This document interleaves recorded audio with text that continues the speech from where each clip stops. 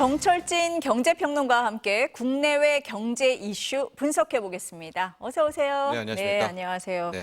뉴욕 증시부터 알아볼까요? 보니까 엔비디아와 AI 반도체 관련주 빼고는 네, 부진한 모습인데요. 그렇습니다. 근데 지금 큰 의미는 없는 것 같아요. 이게 워낙 대폭락이 맞았잖아요. 우리도 그렇고 뉴욕 증시도 그 여진이 계속된다. 이 정도로 해석하시면 될 것 같고요.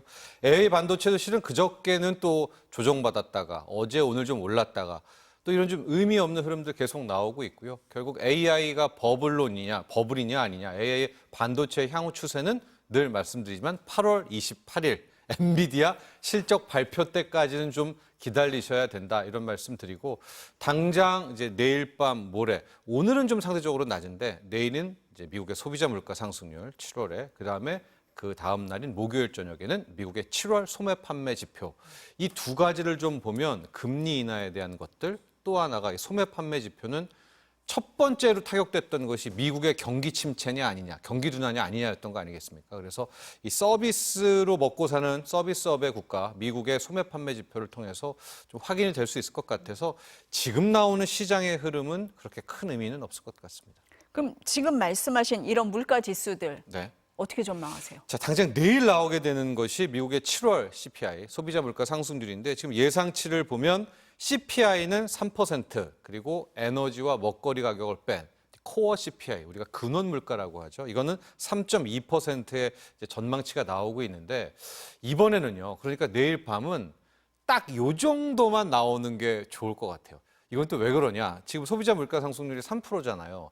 한 2.9%까지도 괜찮은데 이게 만에 하나 또 2.8 이렇게 뚝 떨어지면 지난달에 이렇게 나왔으면 막 대박치고 우리 막 한 3, 4% 폭등했을 것 같은데 여기에서 물가가 전망치보다 더 떨어져? 아, 이거 경기 침체거든요. 그래서 이제 내일의 관전 포인트는 소비자 물가 상승률 3%, 한 2.9, 3%, 요 정도 나오면은 아, 박수 친다. 이렇게 보시면 되겠고요. 이제 그 다음 날 나오는 목요일 날 나오는 소매 판매 지표가 좀 그렇게 나쁘지만 않아도 될 것 같거든요. 많이 부진하지만 않아도 그렇게 된다면 우리가 그때 장님 코끼리 만지기 했었잖아요. 이게 미국의 경기 침체 때문에 폭락이야, 엔캐리 트레이드 청산 때문에 폭락이야, AI 거품이야, 이란이야 그랬는데 그중에 첫 번째 어느 정도 미국의 경기 침체에 대한 이슈는 확인이 될 것 같습니다. 그러니까 적어도 불확실성보다는 낮잖아요. 그렇게 될 것 같다 이렇게 보여주면 되겠습니다. 첫 번째 이슈는 그러면은 조금 기다려보면 확인이 네. 된다. 내일 모레 이틀간 네. 됩니다. 그때 말씀하신 이슈 중에 하나입니다. 네. 이란이 이스라엘을 보복 공격할 거다. 네. 이런 전망이 나오니까 국제유가가 급등했습니다. 맞습니다. 그때 이제 전문가별로 다르다. 근데 저는 네 개 중에 가장 센 것이 이란 이스라엘에 대한 이 중동 리스크가 오히려 훨씬 더 큰 파급 효과 쪽에 한 표를 던진다라고 말씀을 해드렸잖아요. 이제 그 이유는 그날은 자세히 설명을 안 드렸는데 딱 어제 오늘 같은 흐름이거든요. 어제 오늘 무슨 일이 있었냐면 바이든 대통령이 수일 내에 이란이 이제 보복 공격을 감행할 것 같다라는 얘기를 했고 추가 파병을 했습니다. 그러니까 지금 중동 지역에는 미국의 F-35도 가 있고 이제 항공모함이 가 있거든요. 거기 있기 때문에 간밤에 유가가 이러면 거의 이란의 이 공격이 임박했구나라고 하면서 한 4% 넘게 급등을 했고요. WTI 기준으로 배럴당 80달러를 장중에 찍었거든요. 제가 이제 왜 이 파급 효과가 크다라고 이야기를 하냐면 우리가 작년에 국제유가 수준을 좀 보면 배럴당 83달러에서 85달러에서 이제 평균 단가가 움직인 거예요.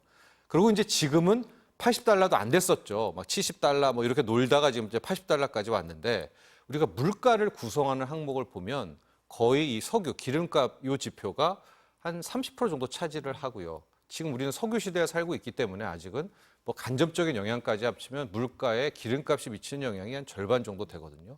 근데 만에 하나 이제 정말 공격하고 뭐 이래서 유가가 85달러, 87달러 이 정도까지 온 거예요. 그러면 국제 유가만 놓고 보면 우리가 물가 상승률을 전분기도 하지만 전월도 하지만 전년 동기로 가잖아요. 전년 동기로 지금 물가가 잡히고 있는 가장 큰 이유는 저는 실질적으로 유가가 작년 대비 많이 떨어졌기 때문에 물가가 잡힌 것처럼 보인다라고 생각을 하거든요. 근데 그 마지막 보루, 기름값도 작년보다 오히려 배럴당 83, 85를 넘어가면 기름값이 작년 대비 올라가죠. 그럼 물가 안 잡힙니다. 오히려 지금 인플레이션이 지금 3% 앞서서 더 떨어지면 안 돼 뭐 이런 이야기를 했는데 기름값이 유가가 자극되면 물가 또 오르거든요. 이제 전년 동기 대비. 그러면 지금 마지막 구원 투수가 연준이 뭐 긴급 금리 인하라고 하는데 물가가 오르는데 어떻게 금리를 내리죠? 그러면 최악의 경우에는 어떤 상황이 나오느냐? 지금 눈앞에서 경기 침체되고 막 시장 흔들리고 하는데 연준이 금리 인하 카드를 못 써요. 왜? 기름값이 막 올라가면서 물가가 안 잡히니까 이런 딜레마에 빠지면은 진짜 속수무책인 거거든요. 그래서 저는 앞서 그 네 가지 폭락 이유 중에서 이 이란, 이스라엘 보복, 이 강도를 확인하는 것이 굉장히 중요하다라고 보고 있고 당분간 국제유가가 정말 배럴당 85달러를 절대 넘지 않기를 적어도 최소한 이걸 좀 바라야 된다라는 말씀드리고 또 한번 뭐 지나간 이야기이긴 하지만은 이런 사단이 있기 때문에 미리 좀 금리 인하를 했었으면 7월에나 혹은 5월에나 연준이 좀 뛰어난 통찰력으로 과거 앨런 그린스펀처럼 좀 선제적으로 연준이 좀 해줬었으면은 어땠을까? 정말 당장 내일 모레 이란이 뭐 폭격해가지고 국제유가 호르무즈 해협 봉쇄하고 85달러 돼버리면 지금 9월에 빅컷 0.5%포인트 인하 이야기하죠. 못합니다. 기름값이 올라가는데 물가가 또 오를 텐데 어떻게 인하를 하겠습니까?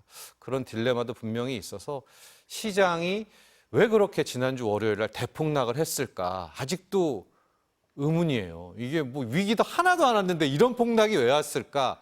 저는 제 마음속에는 요건을 한번 확인해 보려는 것이 아닌가 이렇게 보고 있습니다. 유가를 굉장히 눈여겨보신다. 이렇게 볼 수 있을 것 같고. 그럼 우리 주식시장은 어떻습니까? 우리 주식시장은 정확히 뜨뜻미지근했죠. 오늘도 마찬가지로. 왜냐하면 우리 주식시장도 미국의 지표를 확인해야 되고 우리 주식시장도 지금 이란이 이게 정말 어떻게 할 건가를 굉장히 초점을 맞추고요. 또 하나가 지금 뒤에 아마 준비된 것 같은데 러우 전쟁 쪽도 우리 뉴스클립에서 잠깐 보셨지만 여기도 지금 심상치가 않습니다. 우크라이나가 거의 전쟁 시작한 지 2년 반 만에 처음으로 국경을 넘어서 러시아 본토를 때리고 지금 거기 지역을 점령한 상태거든요.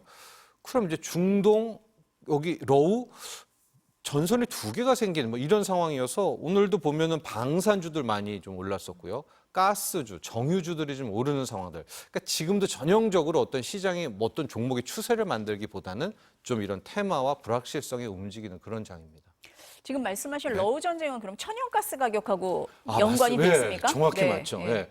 이게 좀 복잡한데 짧게 말씀드리면 거의 러시아가 천연가스의 대국이잖아요. 유럽은 러시아 천연가스로 먹여 살리고 그럼 러시아의 천연가스가 유럽 지역으로 어떻게 가느냐? 가스관을 통해서 파이프라인으로 가거든요. 근데 대부분의 가스관은 우크라이나 지역을 통과합니다. 거의 유럽에서 쓰는 거의 60% 정도가 러시아 천연가스에 우크라이나 밑을 이제 뚫고 파이프관을 이제 가게 되는데 그럼 그동안은 왜 우크라이나는 그걸 가만히 뒀어? 가만히 뒀습니다. 그러니까 그 치열한 전쟁을 하면서도 우크라이나가 이 러시아 가스관을 잠그거나 부수거나 하지는 않았거든요. 그 이유는 왜였냐면 만에 하나 우크라이나가 그런 행동을 해서 이제 러시아의 가스가 유럽에 못 간다. 그럼 유럽에서 화낼 거 아닙니까? 우크라이나 너네가 가스관 뭐 망가뜨려가지고 우리가 추위에 떤다. 혹은 뭐 연료비가 올랐다. 그 나토에 밉보일까 봐 우크라이나가 지금까지 희한하게도 러시아 가스관을 건드리지는 않았는데 이번에 이 우크라이나가 점령한 지역이 쿠르스크주의 수두자라는 지역인데요. 여기가 러시아 가스관 계측소가 있는 지역이라고 하고 지금 움직임이 또 이 젤렌스키의 움직임이 러시아 가스관을 한번 건드릴 것 같은 그러니까 2판 4판으로 우크라이나도 가는 이유가 나토만 믿었는데 지금 나토가 절대 안 도와주잖아요. 계속 우크라이나 너네가 그냥 전선에서 러시아 막아. 그리고 지금 우크라이나가 가장 걱정하는 건 트럼프입니다. 트럼프가 대통령이 되면 우크라이나 이제 러시아에 갖다 주니까 거의 지금 막판으로 우크라이나가 2판 4판으로 나서서 이 러시아 가스관을 뭐 어떻게 한다라고 하면 또 우리가 2022년 여름처럼 천연가스 가격 대폭등합니다. 이러면 물가는 또 못 잡아요. 그러니까 중동 쪽의 석유 가격, 이 러우 전쟁, 우크라이나 쪽의 가스 가격, 여기가 같이 튀는 이런 우려가 상존하고 있기 때문에 지금 원자재 가격에 대한 급등 부담이 분명히 존재하고 있고요. 아마 지금 이 얘기 들으시고 저쪽 우회하는 노르드 스트림 있거든요. 그 우크라이나 통과 안 하고 그거 있잖아. 그거 다 파괴됐습니다. 그때 노르드스트림 1, 2가 뭐 러시아 자작극이네 CIA가 했네 해가지고 거기가 지금 폭파된 상태여서 그건 가동 못 하고요. 거의 그 우크라이나를 통과하는 파이프라인밖에 없기 때문에 아직은 우크라이나 쪽에서 뭐 공식 천명한 것도 아니지만은 지금 모양새가 거의 뭐 그냥 우크라이나도 그냥 막 달리고 있거든요. 이제 행여나 트럼프가 되면 이제 끝이니까 그런 상황에서 자칫 천연가스 가격의 급등 그런 우려도 있기 때문에 천연가스 올라, 국제유가 올라, 물가 못 잡아, 금리 인하 못해. 이 지금 요 패턴에 대한 우려, 이것도 분명히 체크를 해 주셔야 됩니다. 액화 천연가스는 어떻습니까? 그러니까 그게 이제 LNG로 쓰면 된다. 혹은 뭐 미국의 헨리 허브가 있지 않느냐. 근데 유럽 가스, 러시아 가스 올랐을 때 보면 이 미국 쪽 가스도 거의 유럽은 한 20배 올랐을 때 9배, 한 4배, 5배, 6배 올랐었거든요. 그러니까 전반적으로 다 튀어오른다. 그러니까 대안이라기보다는 함께 가격이 오른다. 이렇게 보시면 될 것 같습니다. 지금 국제유가, 천연가스, 가스. 원자재 네. 다 우려가 된다. 지금 트럼프 말씀을 하셨으니까. 네. 근데 미국에서 지금 여론조사 나오는 거 보니까 민주당의 해리스가 조금 우세하다 뭐 이런 얘기가 나오는 것 같아요. 네, 주가에도 영향을 줍니다. 많이 줍니다. 간반 보니까 미시간, 펜실바니아, 위스콘신에서 경합주잖아요. 오차 범위 내긴 하지만은 4%포인트 해리스가 앞서 갔다. 경합주에서 이제 이런 얘기 나오면서 최근에 국내 증시까지도 이게 훈풍이 타고 요즘에 풍력주가 그래서 풍력주 언급한 게 진짜 한 몇 년 된 것 같은데 풍력주가 막 이런 증권 TV나 유튜브에서 굉장히 언급이 되고 있거든요. 풍력, 태양광, 신재생들이 좀 다시 한번 수면 위로 떠오르고 있는 이제 그런 모양새들 나오고 있거든요. 그런데 조금 더 강력한 뭔가는 한번 있어야 될 것 같아요. 즉 이제 이런 여론조사도 나오고 하고는 있지만 아직도 이제 미국 사람들 뇌리 속에는 언론과 이 트럼프 사이가 안 좋잖아요. 그러니까 좀 상당히 해리스에게 우호적인 점수를 주고 있어서 뭐 이런 통계가 나왔는데도 좀 명확하게 좀 해리스가 이 카운터 펀치는 안 주고 있거든요. 그래서 뭔가 하나 더 핵폭탄급 뭔가는 있어야 이런 어떤 앞서고 있고 컨벤션 효과 그 이상의 압도함이 있어야 될 것 같다. 이런 평가도 함께 나오고 있는데요. 다만 그 전전주 암살 시도 이후에 나왔던 트럼프 트레이드처럼 지금 세계 주식시장입니다. 미국도 그렇고 우리도 그렇고 태양광, 풍력, 신재생 또 마리아나 관련주들 같은 해리스 트레이드가 한창 진행 중인 건 맞습니다. 전기차 얘기 좀 해볼게요. 이 화재가 나고 나서 다들 막 불안해 하잖아요. 그래서 중고 전기차 가격이 확 떨어졌다. 뭐 이런 얘기. 그런 것 같습니다. 일단 매물에 나온 양 사고 이후 일주일 양을 보니까 찬 대형 중고차 시장에서 전기차 관련한 매물이 180% 늘었다.